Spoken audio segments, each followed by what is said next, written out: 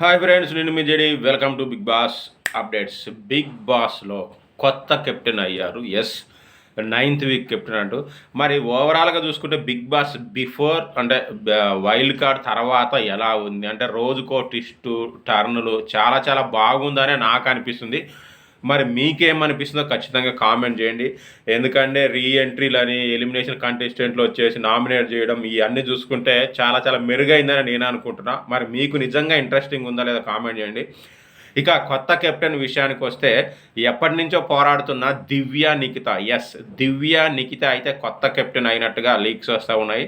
So మరి దివ్య నిఖితకి కొత్త captain అయ్యే అంటే కొత్త కెప్టెన్గా డిజర్వ్ అయ్యే ఛాన్స్ ఉందా లేదా, అంటే మంచిగా నెక్స్ట్ కెప్టెన్సీ బాగా చేస్తుందా లేదా, ఎందుకంటే ఇంతకుముందు రేషన్ మేనేజర్గా చేసింది, రకరకాలుగా చేసింది, సక్సెస్ అవుతుందా లేదా కామెంట్ చేయండి.